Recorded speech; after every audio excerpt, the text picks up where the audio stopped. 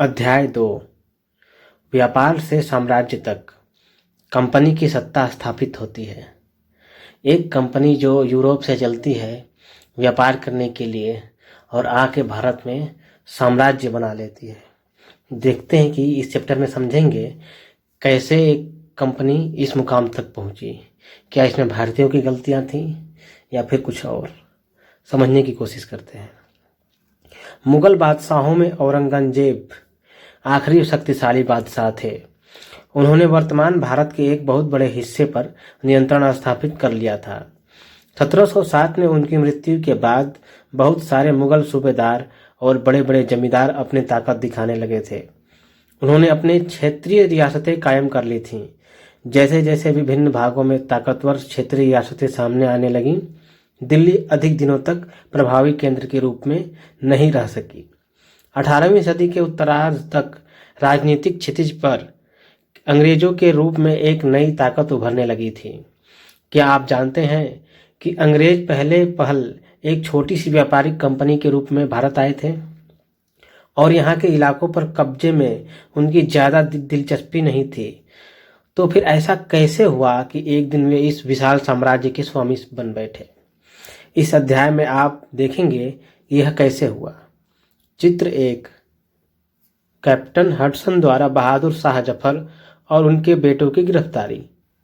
चित्र में देख सकते हैं एक बुजुर्ग व्यक्ति जिसकी बड़ी लंबी दाढ़ी है, कुछ टोपी पहना हुआ है और उसके बगल में ही एक काले कपड़े में राजकुमार सा व्यक्ति जिसकी भी दाढ़ी है प्रतीत हो रहा है। यही बहादुर शाह जफर और उनके बेटे हैं।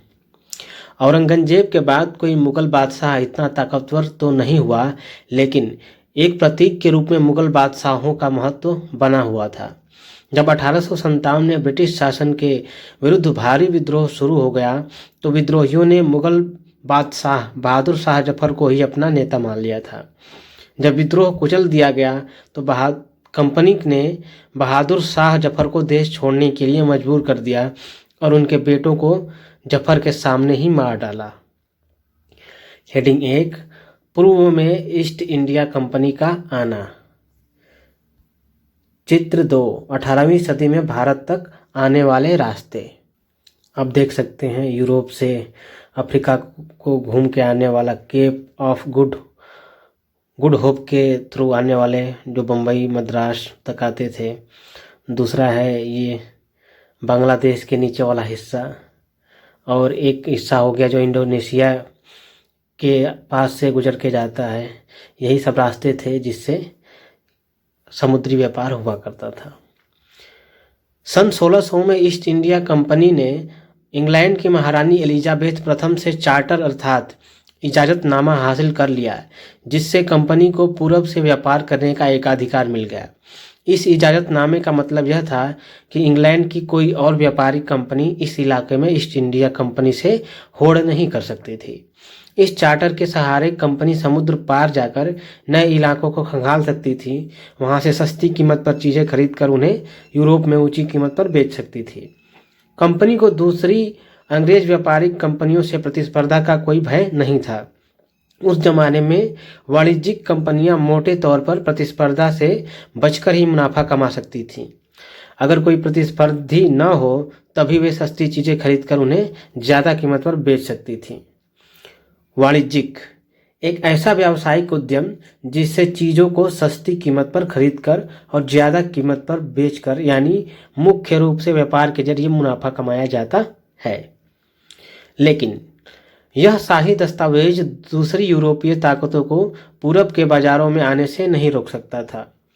जब तक इंग्लैंड के जहाज अफ्रीका के पश्चिम तट को छूते हुए केप ऑफ गुड होप का चक्कर लगाकर हिंद महासागर पार करते, तब तक पुर्तगालियों ने भारत के पश्चिमी तट पर अपनी उपस्थिति दर्ज करा दी थी।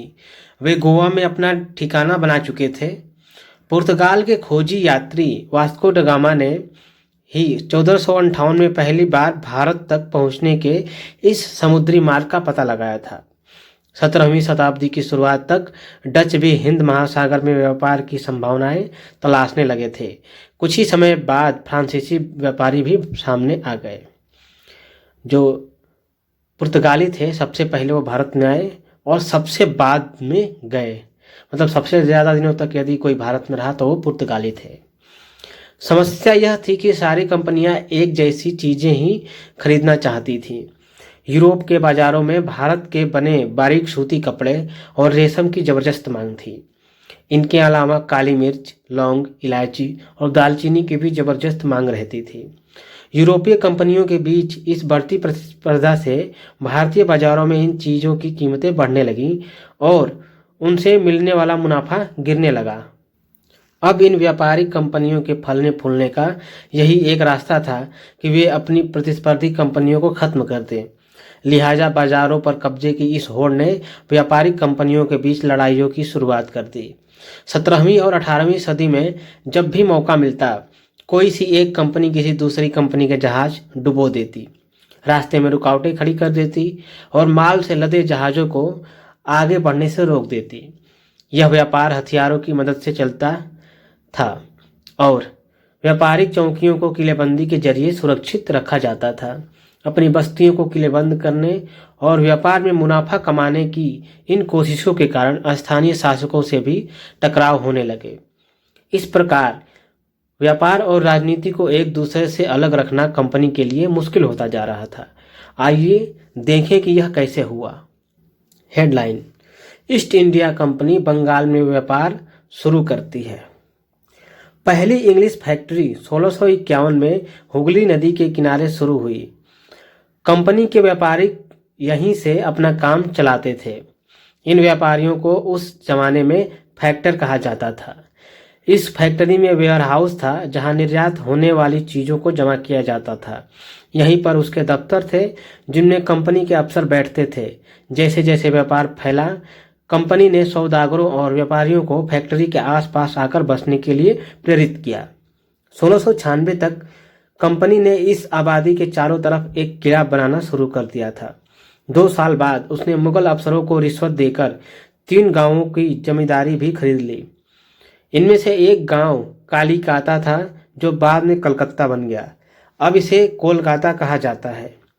कंपनी ने मुगल सम्राट औरंगजेब को इस बात के लिए भी तैयार कर लिया कि वह कंपनी को बिना शुल्क चुकाए व्यापार करने का फरमान जारी कर दे। फरमान का अर्थ है एक शाही आदेश। कंपनी ज़्यादा से ज़्यादा रियायतें हासिल करने और पहले से मौजूद अधिकारों का ज़्यादा से ज़्यादा फायदा उठाने में लगी हुई थी। उदाहरण के लिए औरंगजेब के फरमान से केवल कंपनी को ही शुल्क मुक्त व्यापार का अधिकार मिला था। कंपनी के जो अफसर निजी तौर पर व्यापार चलाते थे उन्हें यह छूट नहीं थी, लेकिन उन्होंने भी शुल्क चुकाने से इनकार कर दिया। इससे बंगाल में राजस्व वसूली बहुत कम हो गई। ऐसे में भला बंगाल के नवाब मुर्शिद कुली खान विरोध क्यों न करते। चित्र 3: मद्रास के जहाज़ों से सामान लाती स्थानीय नौकाएं। विलियम सिम्पसन द्वारा बनाया गया चित्र 1867। जहाज़ दिख रहा है, इस पे बहुत सारा सामान, मजदूर कुछ उठाते हुए ले जा रहे हैं, कुछ नाव भी दिख रही हैं और एक खूबसूरत सा बंगला दिखाई दे रहा है। हेडलाइन: व्यापार से युद्धों तक। चित्र 4 रॉबर्ट क्लाइव का चित्र दिया गया है। 18वीं सदी की शुरुआत में कंपनी और बंगाल के नवाबों का टकराव काफ़ी बढ़ गया था। औरंगजेब की मृत्यु के बाद बंगाल के नवाब अपनी ताकत दिखाने लगे थे। उस समय दूसरी क्षेत्रीय ताकतों की स्थिति भी ऐसी ही थी। मुर्शिद कुली खान के बाद अलीवर्दी खान और उसके बाद सिराजुद्दौला बंगाल के नवाब बने। ये सभी शक्तिशाली शासक थे। उन्होंने कंपनी को रियायतें देने से मना कर दिया। व्यापार का अधिकार देने के बदले कंपनी से नजराने मांगे। उसे सिक्के ढालने का अधिकार नहीं दिया और उसकी किलेबंदी को बढ़ाने से रोक दिया। कंपनी पर धोखाधड़ी का आरोप लगाते हुए उन्होंने दलील दी कि उसकी वजह से बंगाल सरकार की राजस्व वसूली कम होती जा रही है और नवाबों की ताकत कमजोर पड़ रही है। कंपनी टैक्स चुकाने को तैयार नहीं थी। उसके अफसरों ने अपमानजनक चिट्ठियां लिखी और नवाबों व उनके अधिकारियों को अपमानित करने का प्रयास किया। कंपनी का कहना था कि स्थानीय अधिकारियों की बेतुकी मांगों से कंपनी का व्यापार तबाह हो रहा है। व्यापार तभी फल फूल सकता है जब सरकार शुल्क हटा ले। कंपनी को इस बात का भी यकीन था कि अपना व्यापार फैलाने के लिए उसे अपनी आबादी बढ़ानी होगी, गांव खरीदने होंगे और किलों का पुनर्निर्माण करना होगा। ये टकराव दिनों दिन गंभीर होते गए। अंततः इन टकरावों की परिणति प्लासी के प्रसिद्ध युद्ध के रूप में हुई। कठपुतली अर्थात यह एक खिलौना होता है जिसे आप धागों के सहारे अपने हिसाब से नचाते हैं। जो व्यक्ति किसी और के इशारे पर चलता है उसे भी मजाक उड़ाने के लिए अक्सर कठपुतली कहा जाता है। हेडलाइन: प्लासी का युद्ध। 1756 में अलीवर्दी खान की मृत्यु के बाद सिराजुद्दौला बंगाल के नवाब बने। कंपनी को सिराजुद्दौला की ताकत से काफ़ी भय था। सिराजुद्दौला की जगह कंपनी एक ऐसी कठपुतली नवाब बनाना चाहती थी जो उसे व्यापारिक रियायतें और अन्य सुविधाएं आसानी से देने में आनाकानी न करे। कंपनी ने प्रयास किया कि सिराजुद्दौला के प्रतिद्वंदियों में से किसी को नवाब बना दिया जाए। कंपनी को कामयाबी नहीं मिली। जवाब में सिराजुद्दौला ने हुक्म दिया कि कंपनी उनके राज्य के राजनीतिक मामलों में टांग अड़ाना बंद करे, किलेबंदी रोकी और बाकायदा राजस्व चुकाए।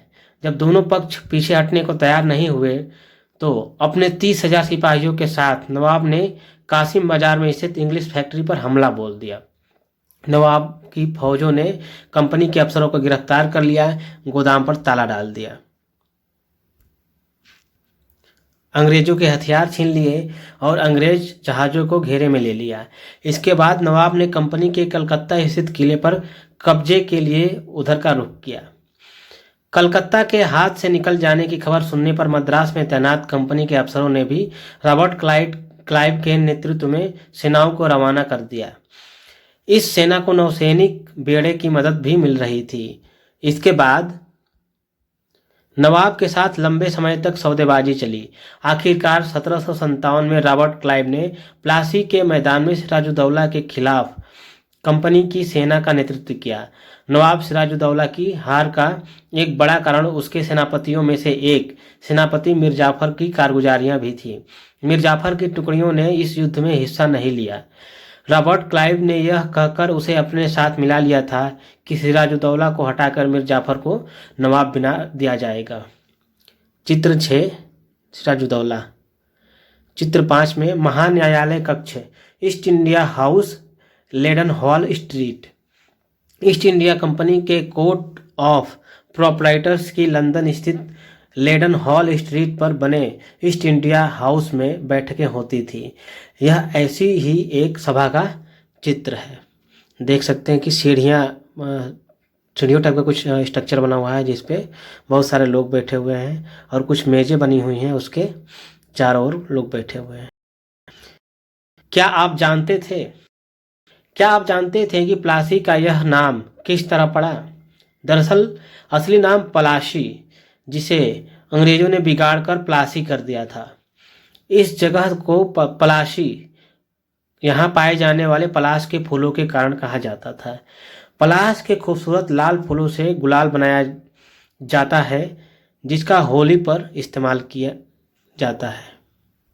स्रोत 1, संपन्नता का आश्वासन। इंग्लैंड के लोग ईस्ट इंडिया कंपनी की शासकीय महत्वाकांक्षाओं को संदेह और अविश्वास से देखते थे। प्लासी की लड़ाई के बाद रॉबर्ट क्लाइव ने अंग्रेज सम्राट के एक मुख्य विदेश मंत्री विलियम पिट को 7 जनवरी 1759 को कलकत्ते से यह चिट्ठी भेजी थी। लेकिन इतनी विशाल सत्ता एक वाणिज्यिक कंपनी के लिए बहुत बड़ी बात होगी। मैं खुद यह सोचकर अभिभूत हूँ कि इन समृद्ध रियासतों पर पूरा कब्जा हासिल करने में कोई परेशानी नहीं आएगी। अब मैं यह फैसला आप पर छोड़ता हूँ कि क्या सालाना 20 लाख स्टर्लिंग की आमदनी और 3 प्रांतों का कब्जा कोई ऐसी चीज है जिस पर इतना शोर मचाना उचित हो? स्रोत 2, नवाब की शिकायतें। 1733 में बंगाल के नवाब ने इंग्लिश व्यापारियों के बारे में यह कहा था। जब वे पहली बार हमारे देश में आए थे तो उन्होंने सरकार के सामने विनती करते हुए कहा था कि उन्हें एक फैक्ट्री बनाने के लिए थोड़ी सी जमीन दे दी जाए। उन्हें वह जमीन तो मिल गई, पर उन्होंने तो वहाँ मजबूत किला ही खड़ा कर डाला। इसके चारों तरफ गड्ढे बना दिए जो नदी से जुड़ते हैं। दीवारों पर उन्होंने न जाने कितनी तोपें तैनात कर दी हैं। उन्होंने बहुत सारे सौदागरों और अन्य लोगों को अपने मातहत रहने के लिए तैयार कर लिया है और वह 1 लाख रुपए राजस्व वसूल कर रहे हैं। वे असंख्य औरतें और मर्दों को उनके ही देश में गुलाम बनाकर लूट खसोट रहे हैं। प्लासी की जंग इसलिए महत्वपूर्ण मानी जाती है क्योंकि भारत में यह कंपनी की पहली बड़ी जीत थी और यही जीत एक तरीके से मुहर थी कि ये लोग रूल करेंगे। यहाँ से उन्हें सत्ता का स्वाद एक तरीके से जो चाहते थे उन्होंने कर दिया और वो पावर के लिए संघर्ष करने लगे। प्लासी की जंग के बाद सिराजुद्दौला को मार दिया गया और मीर जाफर नवाब बना। कंपनी अभी भी शासन की जिम्मेदारी संभालने को तैयार नहीं थी। उसका मूल उद्देश्य तो व्यापार को फैलाना था। अगर यह काम स्थानीय शासकों की मदद से बिना लड़ाई लड़े ही किया जा सकता था तो किसी राज्य को सीधे अपने कब्जे में लेने की क्या जरूरत थी। जल्दी ही कंपनी को एहसास होने लगा कि यह रास्ता भी आसान नहीं है। कठपुतली नवाब भी हमेशा कंपनी के इशारों पर नहीं चलते थे। आखिरकार उन्हें भी तो अपनी प्रजा को की नज़र में सम्मान और संप्रभुता का दिखावा करना पड़ता था। तो फिर कंपनी क्या करती? जब मीर जाफर ने कंपनी का विरोध किया तो कंपनी ने उसे हटाकर मीर कासिम को नवाब बना दिया। जब मीर कासिम परेशान करने लगा तो बक्सर की लड़ाई 1764 में उसको भी हराना पड़ा। उसे बंगाल से बाहर कर दिया गया और मीर जाफर को दोबारा नवाब बनाया गया। अब नवाब को हर महीने 5 लाख रुपए कंपनी को चुकाने थे। कंपनी अपने सैनिक खर्चों से निपटने, व्यापारिक जरूरतों तथा अन्य खर्चों को पूरा करने के लिए और पैसा चाहती थी। कंपनी और ज़्यादा इलाके और ज़्यादा कमाई चाहती थी। 1765 में जब मीर जाफर की मृत्यु हुई तब तक कंपनी के इरादे बदल चुके थे। कठपुतली नवाबों के साथ अपने खराब अनुभवों को देखते हुए क्लाइव ने ऐलान किया कि अब हमें खुद ही नवाब बनना पड़ेगा। आखिरकार 1765 में मुगल सम्राट ने कंपनी को ही बंगाल प्रांत का दीवान नियुक्त कर दिया। दीवानी मिलने के कारण कंपनी को बंगाल के विशाल राजस्व और संसाधनों पर नियंत्रण मिल गया था। इस तरह कंपनी की एक पुरानी समस्या हल हो गई थी। 18वीं सदी की शुरुआत से ही भारत के साथ उसका व्यापार बढ़ता जा रहा था, लेकिन उसे भारत में ज़्यादातर चीज़ें ब्रिटेन से लाए गए सोने और चांदी के बदले में खरीदनी पड़ती थी। इसकी वजह यह थी कि उस समय ब्रिटेन के पास भारत में बेचने के लिए कोई चीज़ नहीं थी। प्लासी की जंग के बाद ब्रिटेन से सोने की निकासी कम होने लगी और बंगाल की दीवानी मिलने के बाद तो ब्रिटेन से सोना लाने की ज़रूरत ही नहीं थी। अब भारत से होने वाली आमदनी के सहारे ही कंपनी अपने खर्चे चला सकती थी। इस कमाई से कंपनी भारत में सूती और रेशमी कपड़ा खरीद सकती थी, अपनी फौजों को संभाल सकती थी और कलकत्ते में किलों और दफ्तरों के निर्माण की लागत उठा सकती थी। व्यापार में लाभ कमाने के मनसा आप देख सकते हैं कहाँ से कहाँ लेकर आई। धीरे धीरे उन्होंने कब्जा कर लिया एक प्रांत में। अगली हेडलाइन है, कंपनी के अफसर नवाब बन बैठे। नवाब बनने का क्या मतलब था? इसका एक मतलब तो यही था कि कंपनी के पास अब सत्ता और ताकत थी, लेकिन इसके कुछ और फायदे भी थे। कंपनी का हर कर्मचारी नवाबों की तरह जीने के ख्वाब देखने लगा था। प्लासी के युद्ध के बाद बंगाल के असली नवाबों को इस बात के लिए बाध्य कर दिया गया कि वे कंपनी के अफसरों को निजी तोहफे के तौर पर जमीन और बहुत सारा पैसा दें। खुद रॉबर्ट क्लाइव ने ही भारत में बेहिसाब दौलत जमा कर ली थी। 1743 में जब वह इंग्लैंड से मद्रास अब चेन्नई आया था तो उसकी उम्र 18 साल थी। 1767 में जब वह 2 बार गवर्नर बनने के बाद हमेशा के लिए भारत से रवाना हुआ तो यहाँ उसकी दौलत 4,01,102 पाउंड के बराबर थी। दिलचस्प बात यह है कि गवर्नर के अपने दूसरे कार्यकाल में उसे कंपनी के भीतर फैले भ्रष्टाचार को खत्म करने का काम सौंपा गया था, लेकिन 1772 में ब्रिटिश संसद ने उसे खुद भ्रष्टाचार के आरोपों पर अपनी सफाई देनी पड़ी। सरकार को उसकी अकूत संपत्ति के स्रोत संदेहास्पद लग रहे थे। उसे भ्रष्टाचार आरोपों से बरी तो कर दिया गया, लेकिन 1774 में उसने आत्महत्या कर ली। कंपनी के सभी अफसर क्लाइव की तरह दौलत इकट्ठा नहीं कर पाए। बहुत सारी बीमारियां और लड़ाई के कारण कम उम्र में ही मौत का निवाला बन गए। इसके अलावा उन सभी को भ्रष्ट और बेईमान मानना भी सही नहीं होगा। उनमें से बहुत सारे अफसर साधारण परिवारों से आए थे। उनकी सबसे बड़ी इच्छा बस यही थी कि वे भारत में ठीक ठाक पैसा कमाएं और ब्रिटेन में लौटकर आराम की ज़िंदगी बसर करें। जो जीते जी धन दौलत लेकर वापस लौट गए। उन्होंने वहाँ आलीशान जीवन जिया। उन्हें वहाँ के लोग नवाब कहते थे। यह भारतीय शब्द नवाब का ही अंग्रेजी संस्करण बन गया था। उन्हें लोग अक्सर नए अमीरों और सामाजिक हैसियतों में रातों रात ऊपर आने वाले लोगों के रूप में देखते थे। नाटकों और कार्टूनों में उनका मजाक उड़ाया जाता था। यही सब कुछ कारण रहे होंगे जिसके कारण वहाँ के और लोगों ने दिलचस्पी दिखाई होगी और भारी मात्रा में लोग आने लगे होंगे। एक संभावना। स्रोत 3, क्लाइव खुद को कैसे देखता था। संसद की एक समिति के सामने सुनवाई के दौरान क्लाइव ने कहा था कि प्लासी की लड़ाई के बाद उसने जबरदस्त संयम का परिचय दिया। आइए देखें उसने क्या कहा। उस स्थिति की कल्पना कीजिए जहां प्लासी की जीत ने मुझे ला खड़ा कर दिया था। एक ताकतवर राजा मेरे इशारों पर चल रहा था। एक संपन्न शहर मेरी दया पर था। उसके सबसे दौलतमंद महाजन मेरी एक एक मुस्कुराहट के लिए एक दूसरे की गिरबान खींच रहे थे। मैं ऐसे खजानों के बीच से गुजर रहा था जो सिर्फ मेरे लिए खुले हुए थे। एक तरफ सोना और दूसरी तरफ जवाहरात थे। अध्यक्ष महोदय, मैं अपने इस संयम को देखकर खुद हैरान हूँ। देख सकते हैं आत्मगुस्ता कैसी है। गतिविधि। कल्पना, आप कंपनी के एक युवा अफसर हैं और कुछ महीने के लिए भारत आए हैं। अब इंग्लैंड में रहने वाली अपनी माँ के नाम एक चिट्ठी लिखकर उन्हें अपनी ऐशो आराम भरी जिंदगी के बारे में बताएं और उसकी तुलना ब्रिटेन में अपने पुराने जीवन से करें।